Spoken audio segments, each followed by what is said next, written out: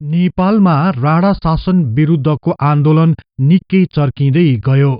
तत्कालीन प्रधानमन्त्री मोहन शमशेर निकै कठोर बन्दै गए। यही समयमा राजा त्रिभुवनले प्रधानमन्त्री मोहन शमशेर समक्ष नागार्जुनमा शिकार खेल्नको लागि अनुमति मागे। प्रधानमन्त्रीले राजाको अनुरोधलाई स्वीकार गरे। यस लगत्तै विक्रम सम्वत 2007 साल कार्तिक 21 गते बिहान 9:55 4वटा कारहरूमा राजा त्रिभुवन लगायत 17 जना अन्य सदस्यहरू राजदरबारबाट बाहिर निस्किए।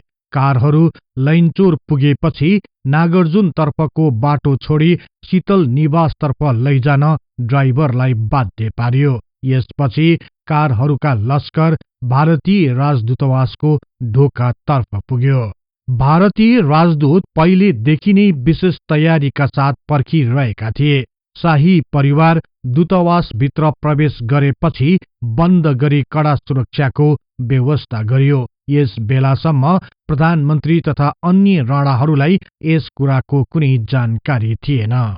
राजा त्रिभुवनले सपरिवार भारतीय राजदूतावासमा शरण लिएकै दिनको दिउँसो अल इन्डियाले उक्त घटनाको विवरण प्रसारण गर्यो। यसैलाई आधार मान्दै BBC, भोइस अफ अमेरिका लगायत अन्य सञ्चार माध्यमहरूले नेपालको राजा त्रिभुवनको बारेमा खबर प्रसारण गर्यो। यसपछि मात्र राणा प्रधानमन्त्री लगायत अन्य राणाहरूले थाहा पाए। राजा त्रिभुवन भारतीय दूतावासमा गएको 4 दिनपछि अर्थात् कार्तिक 25 गतेका दिन भारतको दिल्ली तर्फ लागे। यसपछि भारतको मध्यस्थतामा राणा प्रधानमन्त्री र राजा त्रिभुवन बीच विभिन्न चरणहरूमा छलफल प्रारम्भ भयो। अन्ततः 3.5 महिनापछि अर्थात् विक्रम सम्वत 2007 साल फागुन 4 गतेका दिन राजा त्रिभुवन सपरिवारका साथ नेपाल फर्किए। यसपछि नेपालमा के भयो, कसरी नयाँ सरकारको गठन गरियो, सो सरकारले कहिलेसम्म कार्य गरे, यसबारे आजको कार्यक्रममा विशेष चर्चा गर्नेछौं। विश्वास छ सदाझै यो कार्यक्रमलाई पनि उत्तिकै मन पराइदिनुहुनेछ। स्वदेश फर्किएको 3 दिनपछि अर्थात् विक्रम सम्वत 2007 साल फागुन 7 गतेका दिन राजा त्रिभुवनले नारायणहिटी राजदरबारबाट दिल्ली सम्झौता अनुसार नै शाही घोषणा गरे। सो शाही घोषणा यस प्रकारको थियो। आगे हाम्रो मुलुकका भाइ भारदार सन्त महन्त रैती दुनिया साहु महाजन गैरेके यथोचित उपरान्त सम्वत 1903 सालमा त्यस समयमा यो राज्यको गद्दीमा राज भएको हाम्रा स्वर्गीय पूज्य जिजु बुबाज्यू श्री 5 महाराज धिराज सुरेन्द्र वीर विक्रम शाहदेवले धेरै गम्भीर र महत्वपूर्ण कारणले आफ्नो र आफ्ना उत्तराधिकारीहरूको तर्फबाट यो मुलुकको शासनभार श्री 3 महाराज जंगबहादुर राणालाई सुम्पी बक्सेको हुनाले उपरोक्त श्री 3 महाराज जंगबहादुर राणाका उत्तराधिकारीहरूले हाम्रा पूर्वजहरूको तर्फबाट मौसुफहरूका प्राइम मिनिस्टरहरूको हैसियतमा यो राज्यको शासन चलाइ आएकाले वर्तमान समयमा श्री 3 महाराज मोहन शमशेर जंगबहादुर राणाले हाम्रो तर्फबाट हाम्रो नाममा यो राज्यको शासन चलाइ आएको हो। हाम्रा प्रजाको शासन अब उपरान्त निजहरूले निर्वाचन गरेको एक वैधानिक सभाले तर्जुमा गरेको गणतन्त्रात्मक विधानको अनुसार होस् भन्ने अहिले हाम्रो इच्छा र निर्णय भएकाले सो विधान तयार नभएसम्म अहिले हामीलाई हाम्रो कार्य सम्पादन गर्नमा मद्दत र सल्लाह दिनको निमित्त दुनियाँको विश्वास भएका दुनियाँका प्रतिनिधिहरू समेत सम्मिलित भएको एक मन्त्रीमण्डलको गठन होस् भन्ने इच्छा र निर्णय भएकाले तसर्थ हामीबाट यो घोषणाद्वारा हामीलाई हाम्रो कार्य सम्पादनमा मद्दत गर्न हाम्रा अति विश्वासपात्र र प्रिय श्री 3 महाराज मोहन शमशेर जंगबहादुर राणा, हाम्रो प्राइम मिनिस्टर र परराष्ट्र मन्त्री श्री मिनिस्टर बबर शमशेर जंगबहादुर राणा, रक्षा मन्त्री श्री विश्वेश्वर प्रसाद कोइराला गृह मन्त्री, श्री सुवर्ण शमशेर जबरा अर्थ मन्त्री, श्री चुडाराज शमशेर वन विभागका मन्त्री, श्री गणेशमान सिंह उद्योग वाणिज्य मन्त्री, श्री नृपजङ राणा शिक्षा मन्त्री, श्री भद्रकाली मिश्र यातायात मन्त्री, श्री यज्ञ बहादुर बस्नेत स्वास्थ्य र स्वायत्त शासन मन्त्री र श्री भरत मणि शर्मा खाद्य तथा कृषि मन्त्री समेत अरू मन्त्रीहरू सम्मिलित भएको एक मन्त्रीमण्डल गठन र नियुक्त गरी बक्सेका छौं। माथि उल्लेख गरिएका मानिसहरू हाम्रो इच्छा अनुसार आफ्नो ओहदामा रहनेछन्, संयुक्त रूपमा हामी प्रति जिम्मेवार रहनेछन्। यो राज्यको शासन सम्बन्धी विषयहरूमा मन्त्रीमण्डलका सबै निर्णयहरू हामीलाई जाहेर गर्ने हाम्रो प्राइम मिनिस्टरको कर्तव्य हुनेछ। यो राज्यको शासन सम्बन्धी विषयहरूका बारेमा हामीले खोजी बक्सेका सबै समाचार पनि उनीले हामीलाई जाहेर गर्ने उनको कर्तव्य हुनेछ। हामी यसद्वारा हाम्रा सबै प्रजालाई हामी र हाम्रा उत्तराधिकारी प्रति सच्चा वफादारी धारण गर्नका निमित्त आमन्त्रण गर्दछौं। हामी सबै जंगी निजामती अफिसरहरू र यस राज्यका अरू बासिन्दाहरूलाई आज्ञाकारी भई हाम्रा मन्त्रीहरूलाई निजको कर्तव्यको सम्पादनमा मद्दत र सहायता गर्नलाई आदेश गरी बक्सेका छौं। राजनैतिक अपराधमा परेका सबैलाई निजहरू 2007 साल चैत्र 20 गते सोमबार अघि आफ्ना घर फर्की शान्तिमय कामकाजमा लागे भने निजहरूलाई माफी र विस्मृति दिने, त्यस्ता अपराधमा जफत भएका निजहरूका जायदाद तिनीहरूलाई फिर्ता दिने हाम्रो शाही इच्छा छ।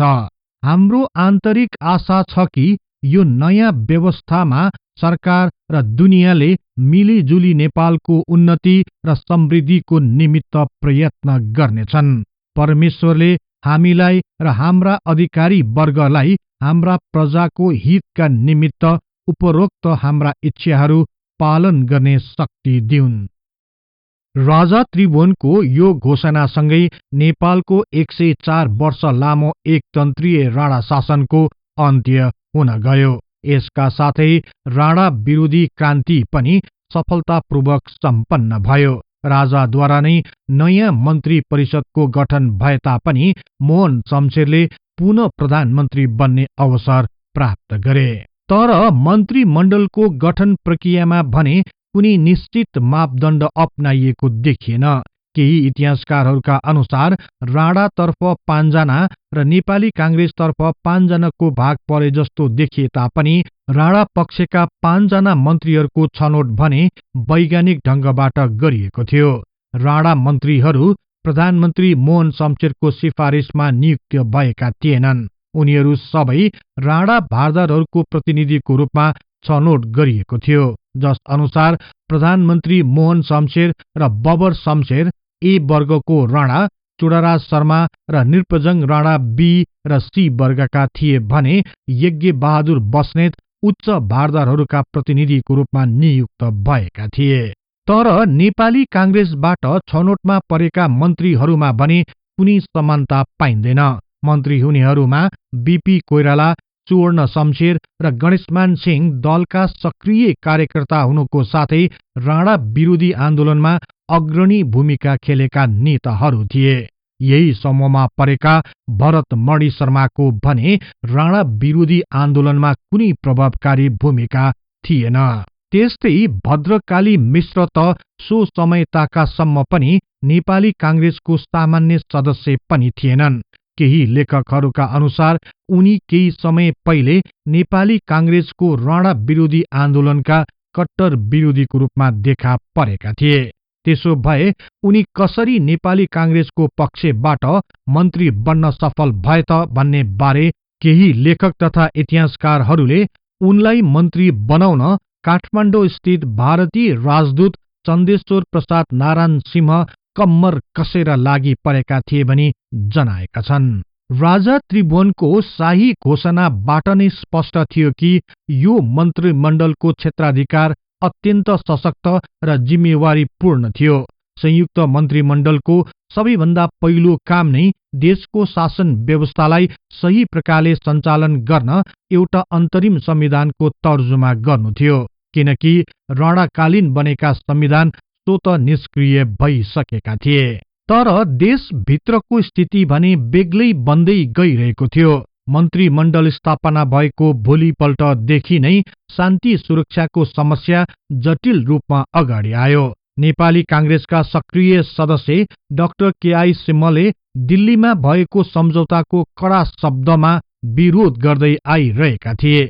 यही विरोधलाई निरन्तरता दिँदै भैरवामा एक ठूलो आक्रमण गर्ने योजना बनाए। यस लगत्तै हात हतियारले सुसज्जित करिब 200 जना मुक्ति सेना तथा अन्य केही जनता र सहयोगीको साथ फागुन 8 गतेका दिन भैरवामाथि भीषण आक्रमण गरे। तर सो आक्रमण सोचे जस्तो सफल हुन सकेन। अन्ततः भारतीय सैनिकहरूको सहयोगमा फागुन 11 गतेका दिन डाक्टर केआई सिंहलाई पक्राउ गरियो र उनलाई भैरवा जेलमा राखियो।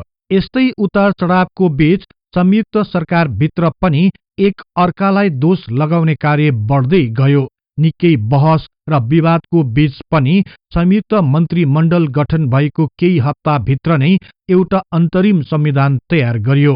विक्रम सम्वत 2007 साल चैत्र 13 गते नेपाल अन्तरिम शासन विधान 2007 सालको नामबाट पारित नयाँ विधानमा 7 भाग र 47 धाराहरू समावेश गरिएका थिए। सो विधानमा जनप्रतिनिधि मुखी शासनको व्यवस्था, राज्यको निर्देशन सिद्धान्तहरूको व्यवस्था, नागरिक हक, कानूनी समानता, कुनै पनि कारणबाट भेदभाव नगर्ने, मानिसको बेचबिखन गर्न नपाइने, धार्मिक स्वतन्त्रता र वाक स्वतन्त्रता जस्ता कुराहरू उल्लेख गरिएको थियो।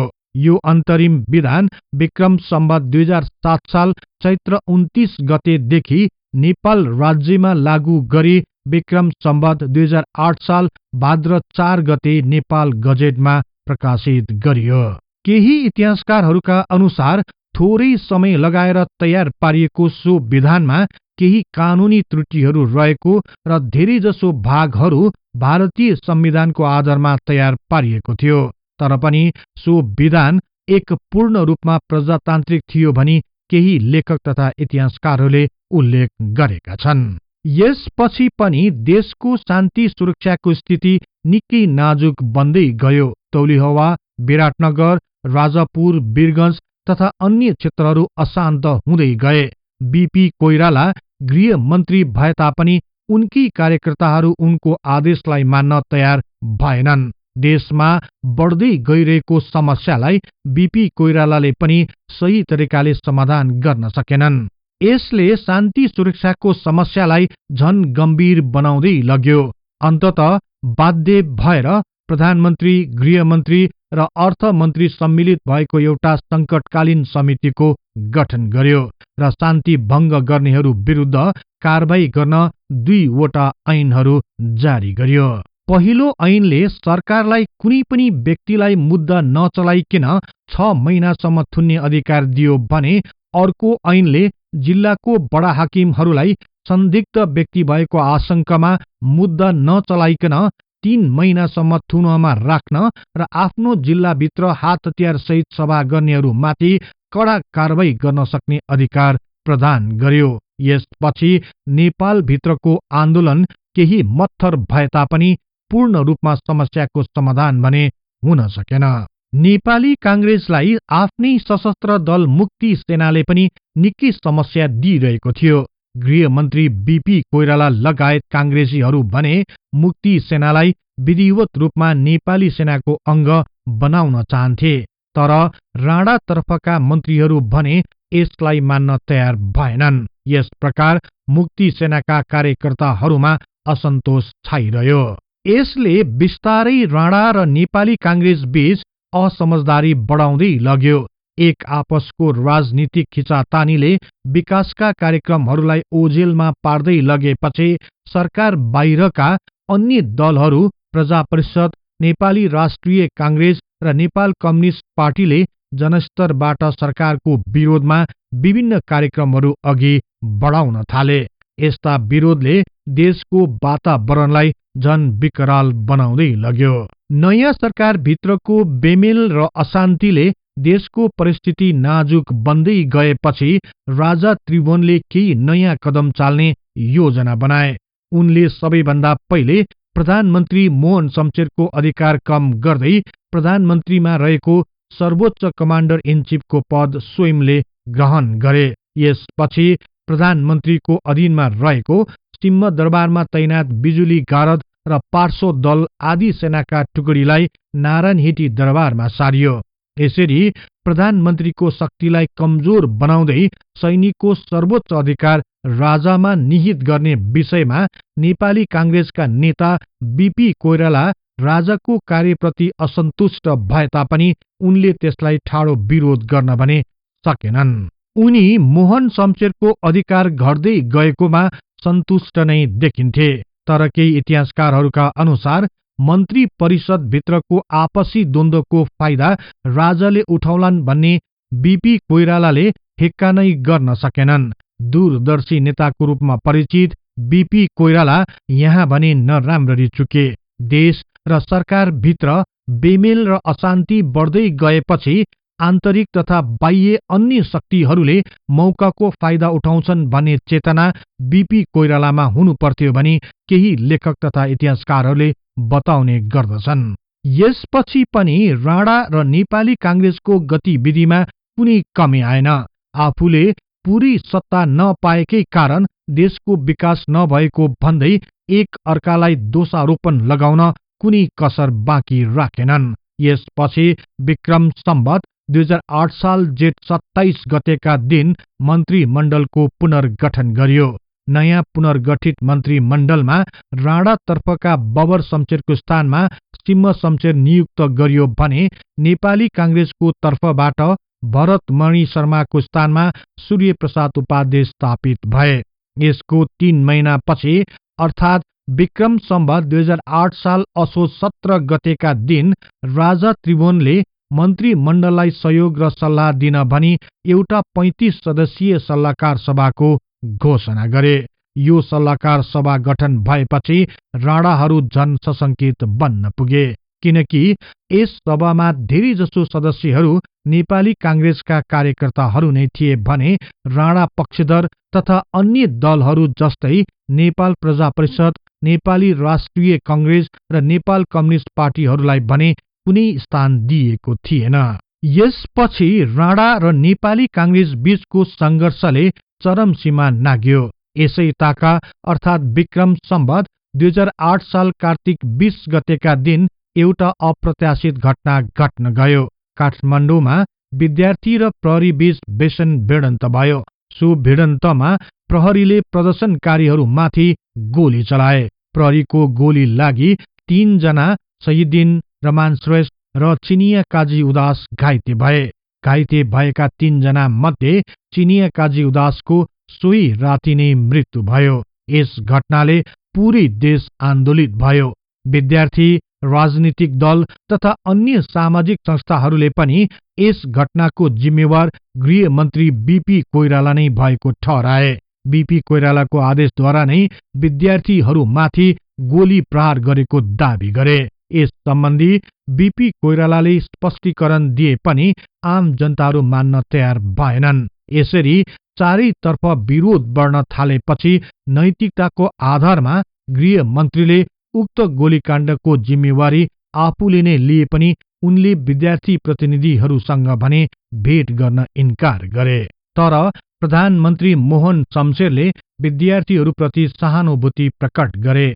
यसले राणा र नेपाली कांग्रेस बीच झन विवाद बढायो। प्रधानमन्त्रीले मन्त्रीमण्डलको सामूहिक जिम्मेवारीको सिद्धान्तलाई अपहेलना गरेको आरोप लगाउँदै मोहन शमशेर मन्त्रीमण्डलमा रहउन्जेल देशमा शान्ति र प्रजातन्त्रको विकास नहुने कुरामा जोड दिए र एक मना सरकारको माग सहित विक्रम सम्वत 2008 साल कार्तिक 25 गते मन्त्रीमण्डलको नेपाली कांग्रेस पक्षधर सबै सदस्यहरूले राजा समक्ष आफ्नो पदबाट राजीनामा दिए। यसको भोलिपल्ट अर्थात विक्रम सम्वत 2008 साल कार्तिक 26 गतेका दिन प्रधानमन्त्री मोहन शमशेरले पनि आफ्नो राजीनामा राजा समक्ष पेश गरे।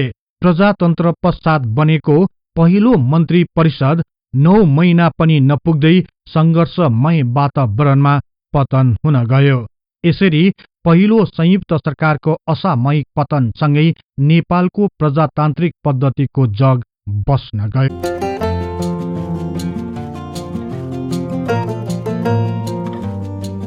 यहाँहरूलाई यो कार्यक्रम कस्तो लाग्यो? कृपया कमेन्ट बक्समा लेखी पठाउनुहोला।